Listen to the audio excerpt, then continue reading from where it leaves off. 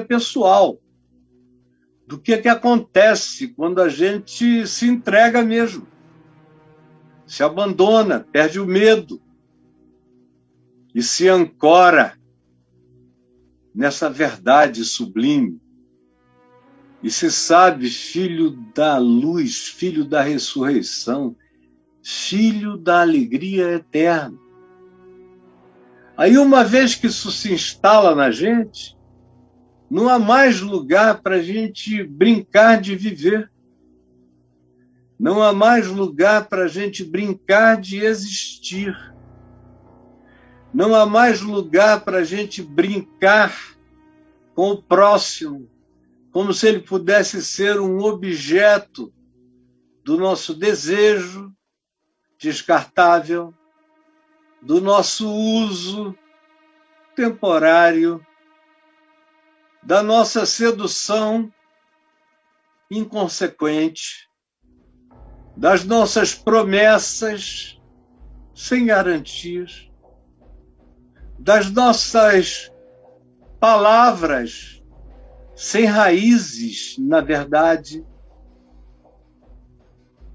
Se não somos assim, mas se estamos plantados na rocha, que é a palavra de Jesus, que é o Evangelho, puro e simplesmente praticado, que é o próprio Cristo, que é a pedra que os construtores rejeitaram e que veio a se tornar a principal pedra angular da existência, em qualquer que seja a sua dimensão. Ele é a pedra maravilhosa de todas as dimensões da Terra e de qualquer outra forma ou nível de existência. Ele, o Cristo eterno, o Cordeiro imolado antes da criação de todas as criações, de todos os universos, ele que se esvaziou de tal modo que a criação é o esvaziamento de Deus. E nós não sabemos nem a grandeza dessas múltiplas criações que decorreram do fato de que ele, sendo Deus, não julgou como usurpação o ser igual a Deus, antes a si mesmo se esvaziou. E se apresentou como primogênito da criação, se apresentou como um homem, se apresentou como figura humana, se apresentou como um ser real e concreto, encarnado no espaço-tempo. Embora o Cristo de Deus seja eterno e Jesus tenha vindo há 2000 anos atrás. Jesus é o Cristo, mas Cristo é, antes de Jesus encarnar, o Cristo. E bem-aventurado é aquele que está me entendendo. No entanto, o que eu quero falar com você hoje, aqui em Mateus 18, de 6 a 9, é sobre o seguinte tema, que é para aqueles que dizem que creem, que dizem que acolheram e foram acolhidos por Jesus. É para aqueles que dizem que podem dar respostas a essas perguntas essenciais, desde que creram que Jesus ressuscitou dos mortos e reverteu o poder da morte na vida de todo aquele e aquela que crerem. E que a própria existência como um todo tem a sua esperança nele. Porque toda a criação geme, mas nele ela será redimida do cativeiro, dessa vaidade, da perversão ambiental, da predatoriedade, da mente adoecida e pecaminosa dos humanos que odeiam a criação e todas as criaturas e o próximo. Hoje eu quero falar para aqueles que dizem que sabem, mas que vivem brincando de saberem e não percebem como esses que dizem que sabem, mas não botam a sua raiz no chão profundo do coração do mandamento de Deus, que é o Evangelho de Cristo em Jesus. Tem muita gente brincando disso, a maioria brinca disso. A maioria dos que se apresentam a mim como sendo cristãos não são discípulos da raiz do Evangelho. E é, portanto, com todo aquele que, olhando para dentro de si mesmo, identificar a possibilidade de que seja nesse estado que você esteja vivendo, é que eu quero conversar algumas coisas rápidas sobre esse tema: tropeço, escândalo e renúncia do mal. Repita comigo: tropeço, escândalo e renúncia do mal. Se você está repetindo comigo, bote corações ao alto, que eu quero ver subindo aqui. Repita: tropeço, escândalo e renúncia do mal. E diga amém, e queira aprender, e absorva. Aleluia. Ainda bem, corações ao alto, vamos chegar juntos, todos nós, e vamos convidar os muitos que hoje não estão aqui com a gente. Deve ter sido pela ausência de ontem, mas se alguém não está ao vivo aqui, a gente tem tido o dobro desse número nas reuniões ao vivo, mande para os amigos que você sabe que não perdem e que não gostam de perder. Corações ao alto, lindos, lindos, lindos aqui. Olha só, é sobre isso que nós vamos falar: tropeço, escândalo e renúncia do mal.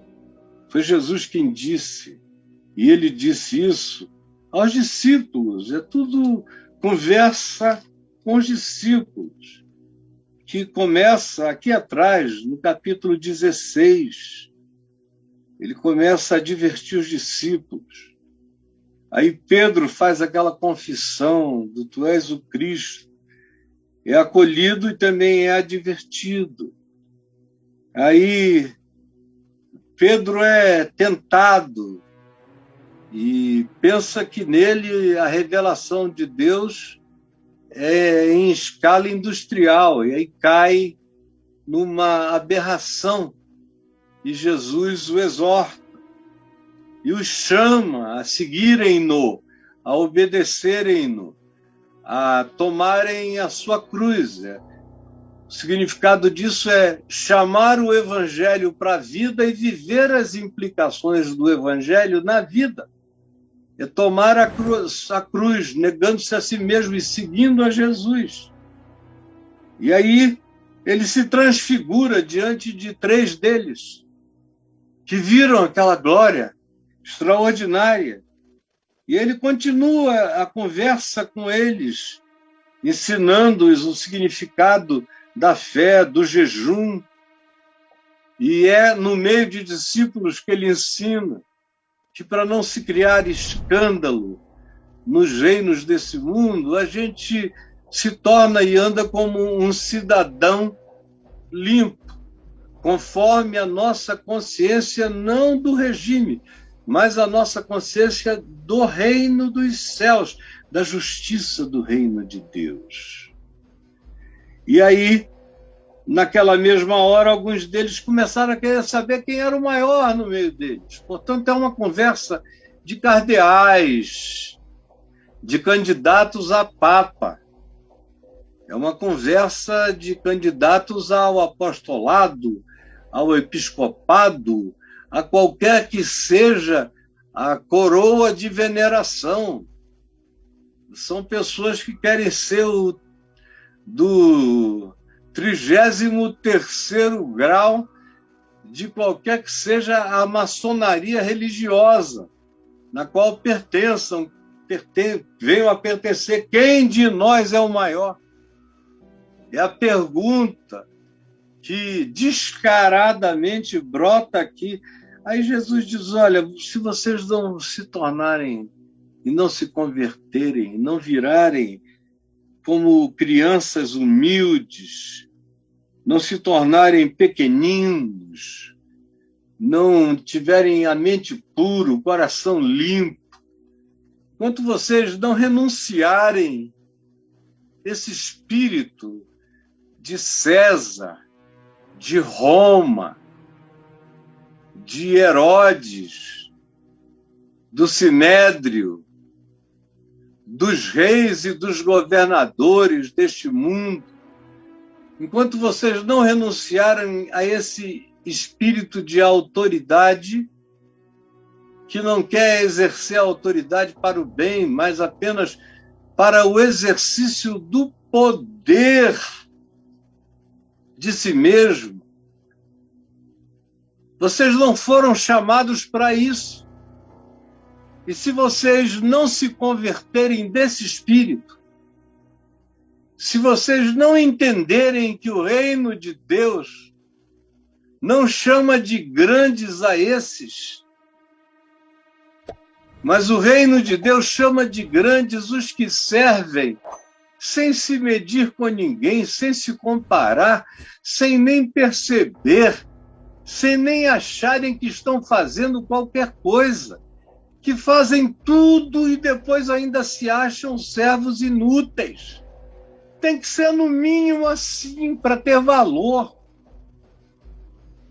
Mas enquanto vocês não se entregarem por espontaneidade voluntária, por amor à alegria e ao privilégio da entrega, vocês não terão se convertido ao Evangelho como uma criança simples, obediente, que aceita a instrução, aceita a mudança, aceita a aprendizagem, que a acolhe, que a pratica, que a repete, que deixa a gente ficar feliz pela demonstração de que o que estamos ensinando está sendo introjetado, como a gente sente no coração de filhos pequenos, netos, netinhos, como a nossa netinha caçula agora, até há uma semana atrás. Quanta coisa nova, quanta coisa ela aprende, repete, deixa a gente feliz com a inteligência, com a sabedoria, com a absorção. Os nossos netos crescendo, se desenvolvendo em estatura, em formosura, em graça, diante de Deus, diante dos homens, os nossos filhos ficando com a cabeça e a barba branca e aprendendo o caminho de um ser humano bom, de caráter. Essa é a alegria, é de ver que aqueles que vão sendo gerados na perspectiva desse amor, no chão dessa pavimentação, venham a se tornar gente madura, e só é madura quando se converte à simplicidade de uma criança que não para de aprender, que aprende para sempre. É o que Jesus diz aqui no início desse capítulo 18. Para isso, você tem que aprender a se humilhar, tem que aprender a receber, se humilhar e receber. Se humilhar, aprender, se curvar ao ensino puro de Jesus e do Evangelho e receber os pequeninos, carentes, simples, necessitados. Especialmente. É com esses que Jesus está falando. E agora ele fala, olha, prestem atenção nos tropeços, nos escândalos, e vocês vão ter que se salvar disso, aprendendo a renunciar do mal.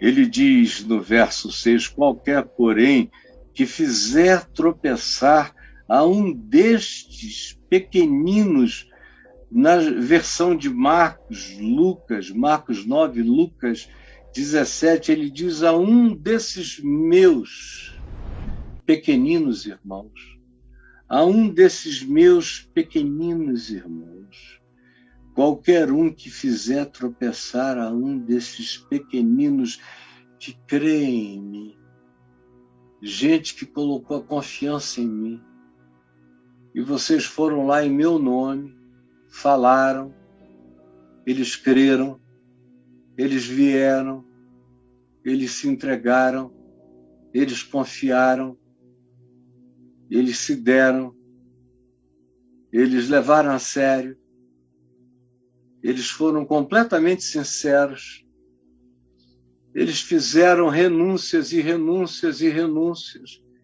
para serem honestos com o Evangelho.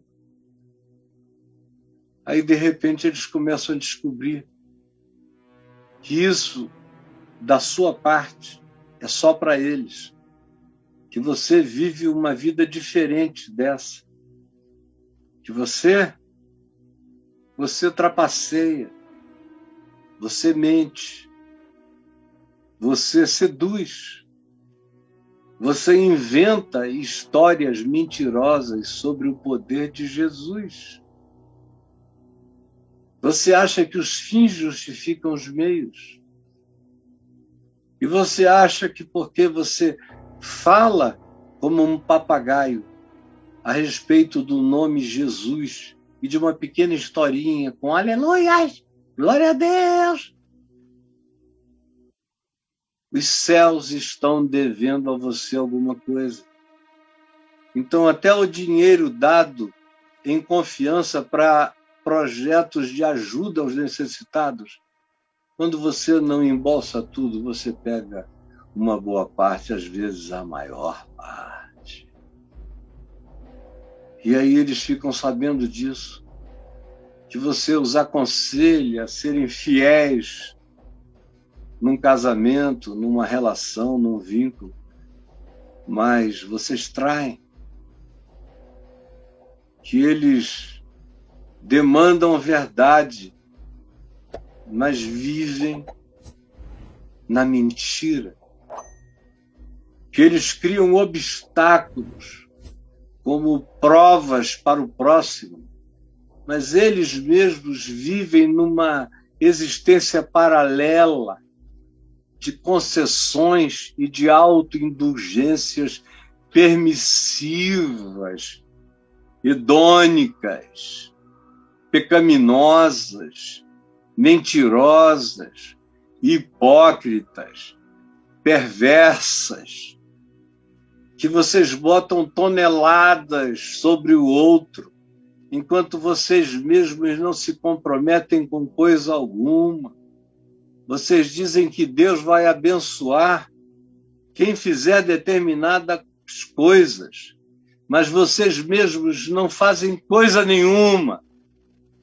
E dizem que são os representantes que recebem a sua participação em dinheiro, em suor, em sangue, em trabalho, em tempo, em doação, em fins de semana, em distância do marido, da mulher, dos filhos, tudo em nome de Deus. E quando você se arrebenta todo e vai falar que não deu certo, eles dizem que a culpa é sua, porque você não creu direito, não aprendeu ainda a crer, tem que voltar para o fim da fila, tem que fazer a jornada desse São Judas arranca-costelas da gente, que não tem fim. A peregrinação está fadada a ser sempre para a sua frustração. Aí você que tinha crido diz, meu Deus, e pensa que Jesus é isso. Não te ensinaram a ler o Novo Testamento, nem a ouvi-lo de carreirinha, como você pode ouvir com a minha voz aqui no YouTube, Novo Testamento de carreirinha. não ensinaram a você o que Jesus veio fazer, o que Jesus ensinou e como se deve viver. Ao contrário, chamaram para eles mesmos prerrogativas de semidivindades ou até de divindades, de profetas do Senhor, e cresceram tanto como totens idolatrados diante dos seus olhos, que a sua queda foi esbagaçadora, foi aterradora. É isso que diz o verso 6, em primeiro lugar, como o Braulio vai colocar aí para você ver. Primeira coisa, tropeço. O que é tropeço? Eu acabei de descrever para você. Esse é o tropeço. Não precisa que você faça para que o outro veja. A característica do tropeço é que o outro tropeça em você, enxerga você, se desanima totalmente por sua causa e vai embora. Nunca mais quero ouvir o nome Jesus, porque Jesus ficou à tua cara. O Evangelho ficou com os contornos da narrativa mentirosa da sua vida. Ele não consegue mais ler o Evangelho de Mateus, ele só lê o Evangelho do Marcelinho, da Joaninha, o Evangelho do Zezinho das Candangas, lá da igreja, do seu cantor gospel. Era isso que ele via e ninguém o estimulou a crescer. Disseram para ele que bastava cantar e doar e estar presente, que Deus era assim mesmo. Quando ele descobriu que a vida dos outros era de outro modo e que ele era apenas a bagaça dessa expressão, isso foi um tropeço para ele. Qualquer um, porém, que fizer tropeçar a um desses pequeninos que creem em mim, cuidado. Cuidado. Jesus disse, melhor lhe fora que se lhe pendurasse ao pescoço uma grande, grande, grande pedra de moinho. E ele estava ali nas imediações do Mar da Galileia. Era daquele cenário que ele falava. Era melhor. E lá você até hoje acha pedras enormes de moinho, de meia tonelada, com aquele buraco no meio, para girar na moenda. Ele diz, era melhor pegar uma pedra dessa aqui, amarrar e ir lá para o meio do Mar da Galileia e deixar cair lá e morrer, lá no fundo, com as pernas para cima. Era melhor do que sabendo de tudo que você já sabe, de tudo que você já entendeu, de tudo que você alcançou, você deixar a sua existência como um tropeço para o próximo. Desses pequeninos que Jesus diz que não se desenvolveram ainda, que não têm anticorpos, que não têm defesa, e que foram abusados ou que foram subestimados e que não tiveram o cuidado, o carinho do Evangelho quanto a tratarem a vida do próximo com essa reverência, sabendo que esse pequenino que crê em Jesus é um daqueles que ele disse, meus pequeninos. Não brinque com esses pequeninos. Não é gente de pouca idade, é gente de pouca compreensão, de pouca consistência, de pouco entendimento, de pouca maturação. É gente que ainda não teve a oportunidade, ou é gente que nunca terá, ou é gente limitada, limitada para entender, mas não é limitada para sofrer a percepção da minha ou da sua incoerência. Era melhor, Jesus disse, amarrar uma pedra de meia tonelada e se jogar no meio do mar da Galileia, do que ficar fazendo esse pessoal pequenininho tropeçar. Essa é que é a coisa feia. E esse tropeço que faz tropeçar não é porque o cara viu que você é um ser humano. A humanidade não faz tropeçar. O ser pequenino não se choca quando ele descobre que você é humano, porém sincero. O que ele se choca e desiste de tudo é quando ele vê que você é um santarado, mentiroso, hipócrita, dissimulador, enganador, surrupiador, mentiroso, e que faz Deus ficar com a sua cara, faz Jesus ficar com a sua focinheira e faz o Evangelho ficar com a narrativa dos seus enganos. Cuidado. Eu creio em cada palavra do que está escrito aqui. E acho que é para tomar todo cuidado. Profundezas do mar não é um mar líquido. É um abismo. Pode mergulhar você no inferno das depressões, nas regiões abissais da alma. E você está lá preso por um peso de uma certeza culposa que não faz você ter a leveza de voltar, porque você sabe o que fez. Sabe hoje ainda. A segunda coisa a ser entendida hoje é o que é escândalo. Tem gente que pensa que escândalo é o que o cantor gospel fez, porque se divorciou, ou é o que o pastor, que não aguentava viver um casamento que era uma farsa, fez e pediu separação, ou a mulher dele, como essa semana.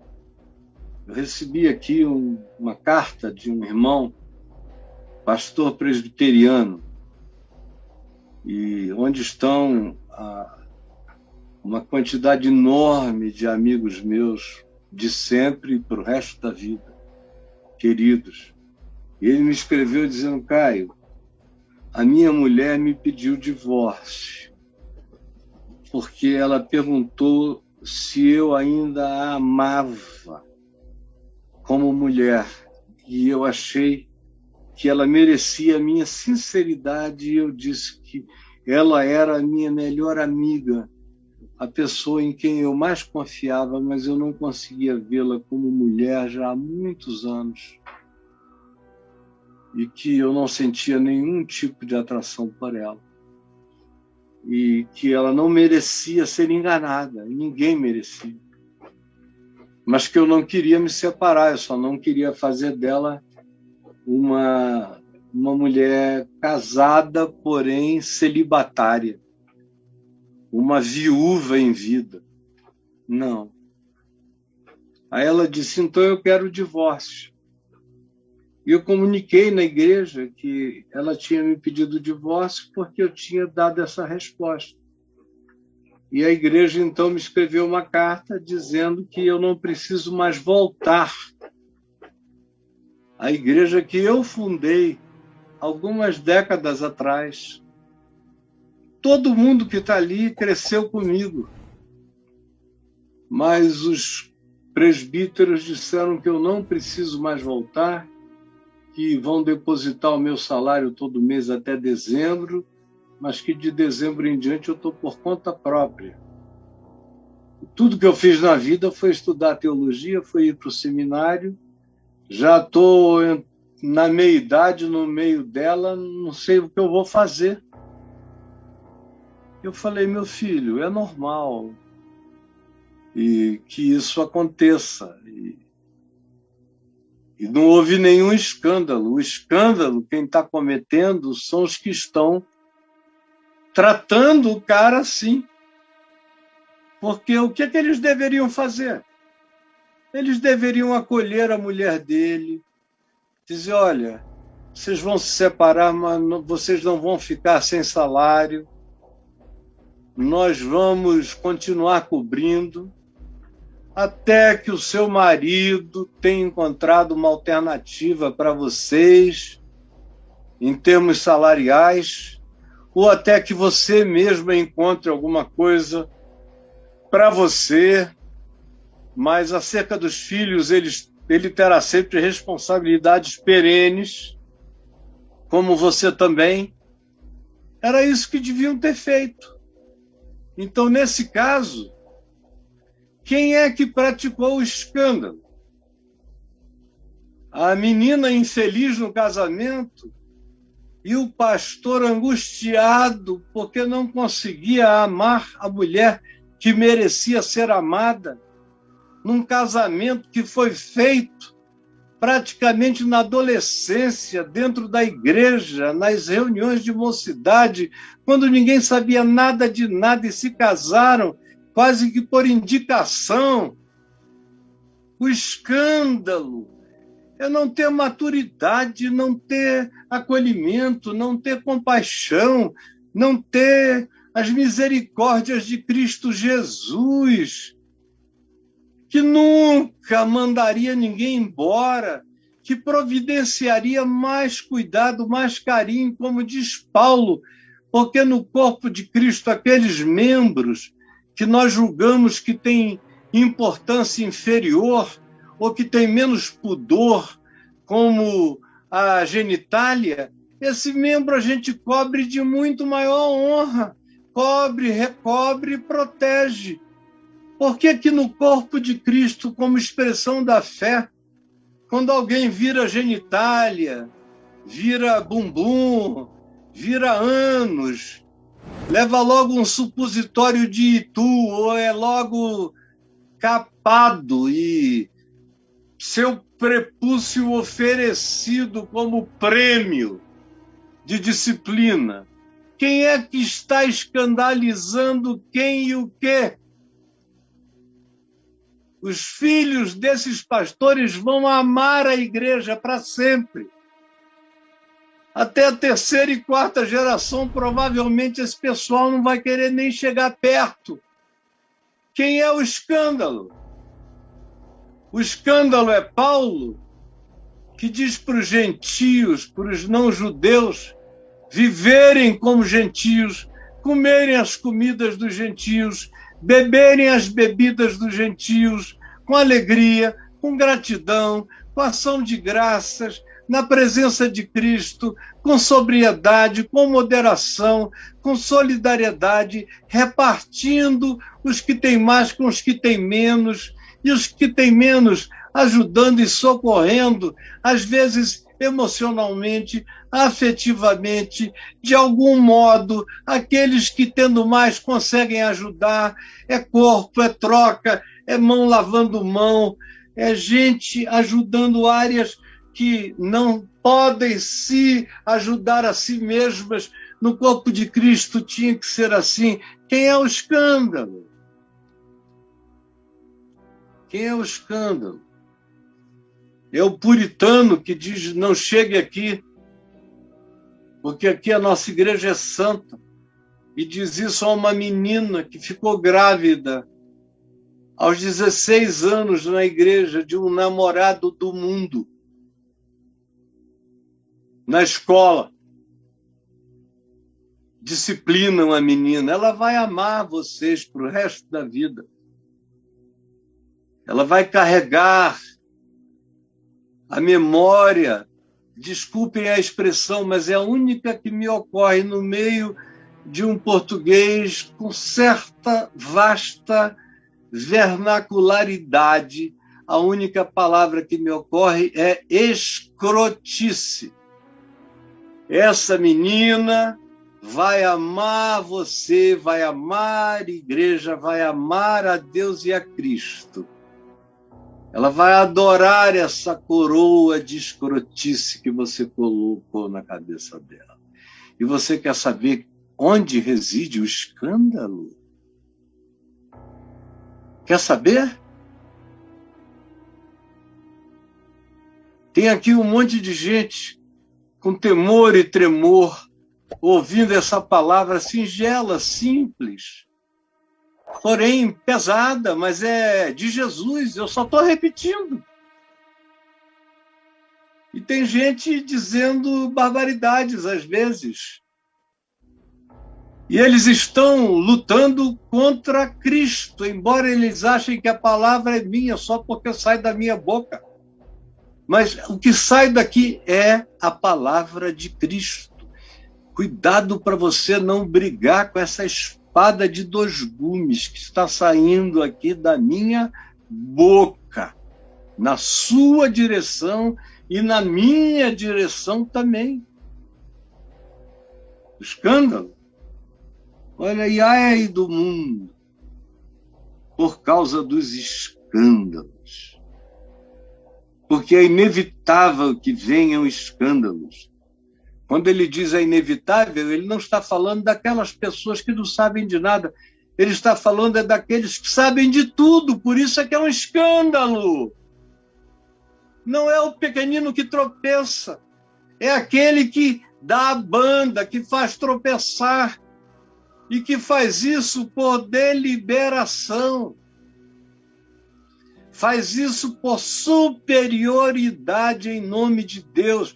Esse escândalo descrito por Jesus só pode ser praticado por religiosos, por crentes e por discípulos soberbos e arrogantes, supremacistas que esqueceram que foram salvos exclusivamente pela graça, pelo favor imerecido de nosso Senhor. Esses são os escândalos. São esses caras de pau. São essas carrancas de perversidade dogmática piedosa. Ai do mundo, coitado do mundo por causa dos crentes.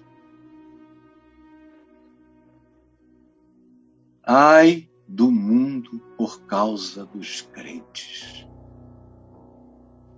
Porque, por causa dos escândalos, o escândalo aqui é o cara que o mundo olha e diz, não, esse cara não tem o direito, porque ele sabe, ele fala de amor, de perdão, de graça, ele fala da salvação, ele não pode. Mas ele chega e ele trapaceia, e ele engana. Ao mesmo tempo em que ele bota a cara de santarado para fora, e ele julga, e ele expulsa, e ele se autoglorifica, se autocoroa, e ele não para de crescer nas hierarquias dos anjos, dos arcanjos, dos querubins, dos serafins. Ele não tem limites para a glória dele próprio. Teu nome e a tua unção, deixa eu te dizer, você foi ungido com a unção do escândalo. Religioso, arrogante, supremacista, é ungido com a unção do escândalo. Terceiro lugar, cuidado com o tropeço. Você tome cuidado para não tropeçar nos outros. Fique sabendo que está cheio de gente com a perna estendida para você cair no caminho. E você que pensa que está em pé, tome cuidado para que não caia. Porque o grande escândalo não vem de meretrizes nem de pecadores. O grande escândalo vem de gente que diz, não te chegues para mim, porque eu sou mais santo do que tu.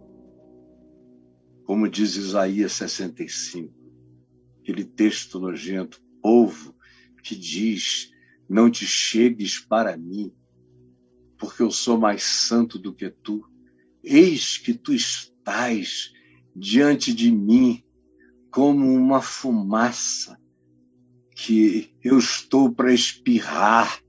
Era uma alusão aos incensos daqueles cultos dos crentes da arrogância, da supremacia. Ele diz, esses incensos de vocês são como uma fumaça coçando nas minhas narinas.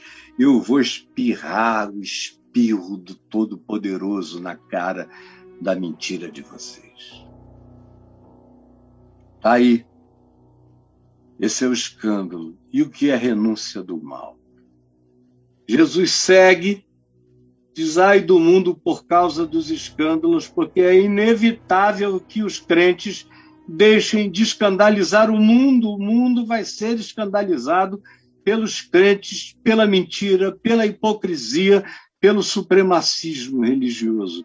Mas ai do ser humano pelo qual vem essa atitude, ou pelo grupo de seres humanos, ou pelas comunidades, ou pelas igrejas, chame você do que queira chamar. Esse supremacismo praticado em nome de Deus, como era o caso no contexto antecedente dos fariseus e dos religiosos. Cuidado para vocês não ficarem como eles, porque assim como eles escandalizam, e eles dão bandas e fazem cair e tropeçar, e o juízo deles é algo tão pesado que não dá nem para pensar, vão ser mergulhados às regiões abissais da agonia. Também não vivam nessa atitude, porque essa atitude é o que faz vocês se tornarem aquilo que choca o mundo. Olha, para Jesus dizer, coitado do mundo, é o que Jesus está dizendo, coitado do mundo por causa dos crentes. O que você acha que Jesus está dizendo hoje acerca do mundo no Brasil? Eu não tenho dúvida do que eu vou dizer. Jesus está dizendo, pobre da sociedade brasileira, por causa dos crentes que nela existem e que são escândalo. É bancada da Bíblia que escandaliza. É crente se armando para todo lado. É gente que não converte o coração, que odeia o próximo, que não seja conforme a cartilha da religião. Esse aqui é o escândalo, essa é a maldade. Pobre do mundo por causa dos crentes. Pobre do mundo por causa dos crentes. Porque é inevitável que venham, mas ai daquele pelo qual esse escândalo praticado em nome de Deus e de Jesus chega para deixar o mundo de boca aberta, para o mundo não acreditar, dizer como hoje se diz, e há muito tempo se vem dizendo no Brasil, não dá para acreditar. Eu ouço, há quase meio século eu ouço pessoas me dizerem, Caio, no teu Jesus eu creio, mas no Jesus dos crentes eu não quero nem ouvir falar. De tão nojento, eu digo, você não está me dizendo nada novo, porque se você abomina esse Jesus deles, eu tenho 1 milhão de razões de consciência a mais do que você para abominar isso também, porque não tem nada a ver com Jesus nem com o Evangelho, é escândalo. Ai do mundo por causa dos crentes. Aí Jesus fala aos crentes que queiram ouvir a sua palavra, que é preciso haver renúncia em nós. Renúncia do mal. Já falei aqui 1 hora, me perdoe. Tem que haver renúncia do mal. Portanto, é uma continuidade que evoca tudo isso. E evoca o público. E o público são os crentes, são os discípulos, os apóstolos. Portanto, por causa disso, É para Pedro, Tiago, João, eu, você e o barquinho, para todo mundo. Se a tua mão, tuas ações, teu poder funcional, operacional, tua capacidade executiva, ou se o teu potencial fazedor, ou se a tua volúpia fazedora é tão grande, ela pode vir fazer você tropeçar. E eu sei exatamente isso, porque foi no conjunto dessas coisas que eu mesmo tropecei. Mas Jesus fala aqui da tua mão, do teu poder de execução, que é tão poderoso que você começa a dizer que os fins justificam os meios para fazer e para se auto-justificar. Jesus disse isso aqui, mesmo que seja um poder, mesmo que seja um recurso extraordinário, mas se está sendo usado e você não sabe usar para o bem, só usa para o mal, se a tua mão, se o teu poder de execução está nessa condição, corta a tua mão. Corta. Se a tua mão ou o teu pé te fazem tropeçar, se os teus membros de ação, de movimento, te fazem tropeçar, e se você tropeça, você vira um escândalo. E se você se transforma num escândalo, você vira num tropeço para os outros. Então, olha primeiro para você mesmo. É você que tem o poder de fazer as coisas se arruinarem. O perigo não está nunca fora de mim, está em mim. E até o que de mim pode haver de mais poderoso, se eu não dedicar à prática do amor carinhoso, solidário, misericordioso, justo, leal, fiel, resiliente, perseverante, esperançoso, animador, curador, se não for um poder que se dedique na direção de levantar, de ajudar, de ensinar, de abrir os olhos, de esclarecer. Se não for assim, e se não for para essas finalidades, se for em outra direção, corta tua mão, corta teu pé. E aí ele diz a razão, melhor é entrares na vida, no significado de viver com Deus, para Deus, segundo Jesus, segundo o Evangelho, segundo a qualidade da eternidade. Porque é melhor entrares na vida manco ou aleijado, como se fosse possível. Nessa vida verdadeira, não há mancos nem há aleijados. Só na manifestação desse mundo é que tem gente que te diz: mas rapaz, você tem tantos dons, como é que você se restringe a isso? Eu me lembro do meu pai, que foi um advogado de uma capacidade extraordinária, uma cultura, uma inteligência imensa. Ele entrava, papai tinha talvez uma ou duas histórias de uma perda qualquer numa questão advocatícia, ele ganhava tudo e ganhou tudo enquanto ele advogou. Dava nó em pingo d'água. Até que ele chegou à conclusão de que ele era tão bom daquele jeito porque ele não conhecia ninguém que mentisse com habilidade jurídica e com um invólucro vernacular e literário tão enriquecido com citações e citações dos clássicos e dos historiadores romanos e do direito romano e da evolução do direito.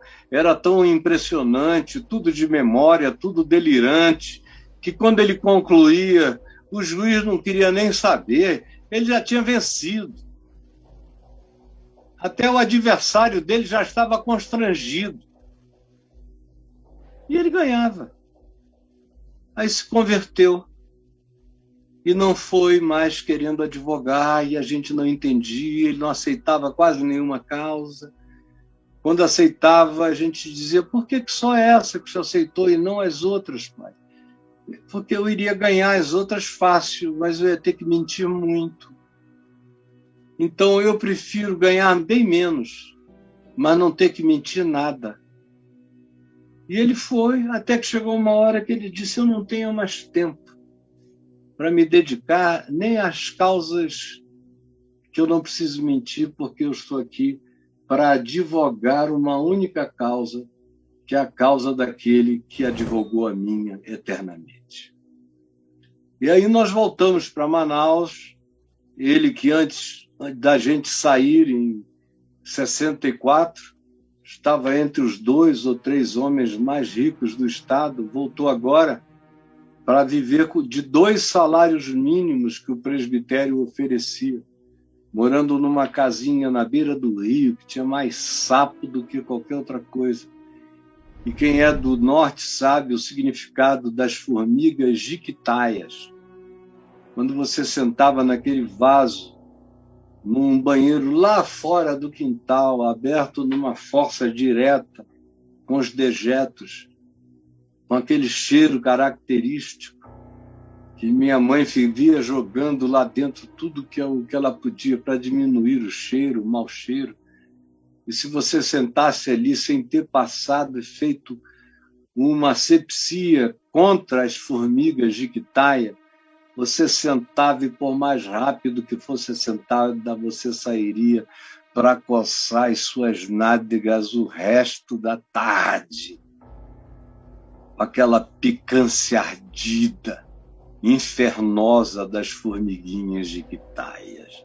Lá foi ele para aquela casa, e o governador ficou sabendo. Mandou chamá-lo.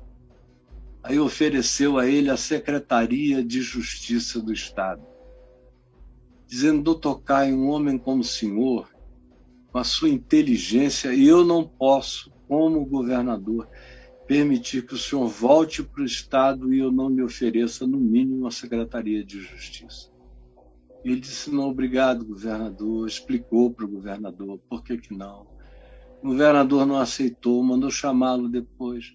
Escuta, e a gente poderia indicar você para a Procuradoria-Geral do Estado.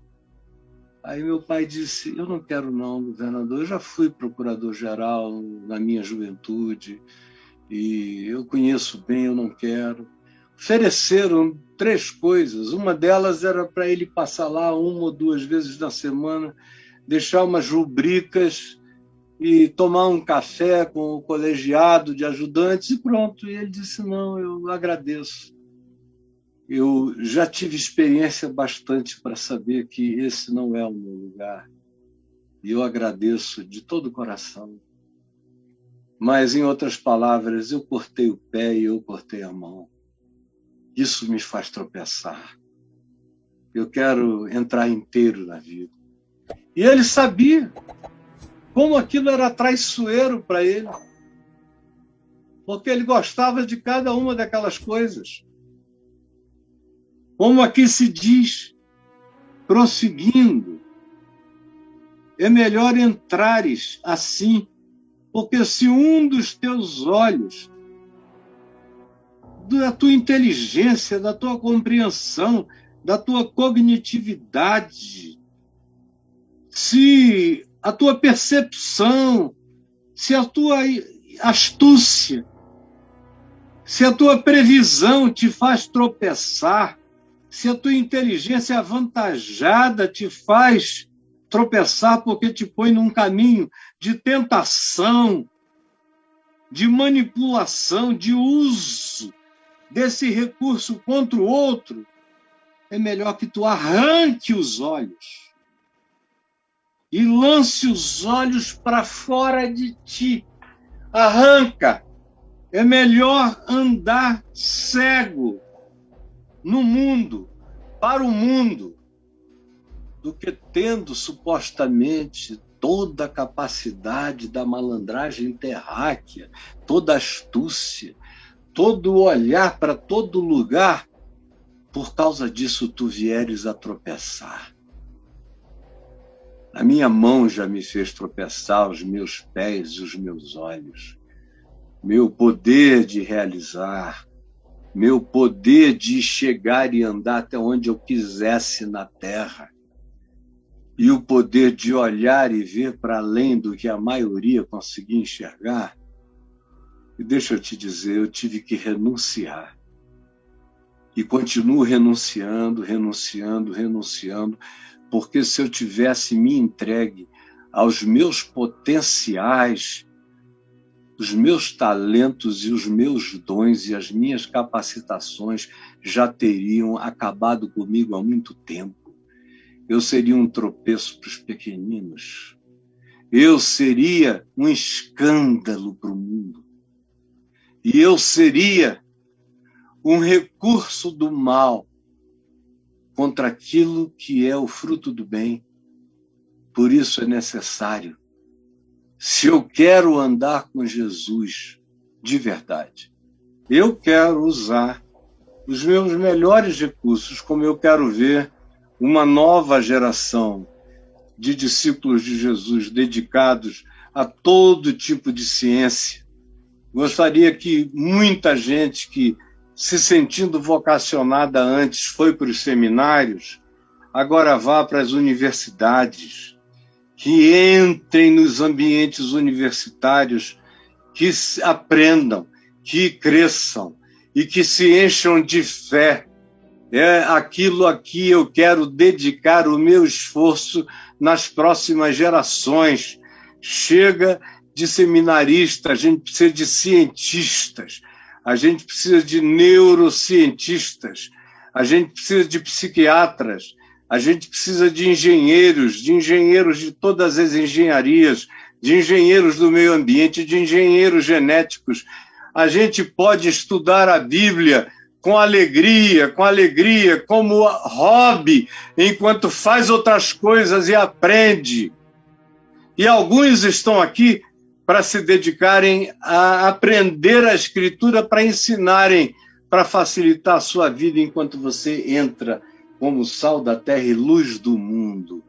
Essa palavra não é para reduzir os potenciais, não é para você sair cortando braço e perna, você que não sabe nem que dom tem, você não precisa fazer nada.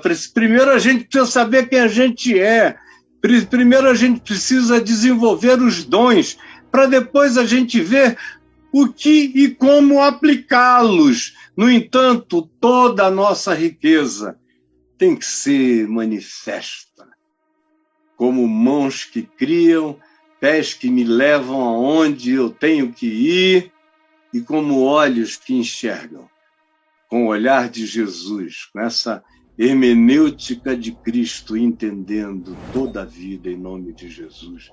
Senhor Jesus, permite que quem ficou tenha aprendido, tenha sido estremecido, tenha sido provocado, tenha sido perturbado, tenha sido incomodado pelo Espírito da verdade e se converta ao mundo dos pequeninos, em nome de Jesus.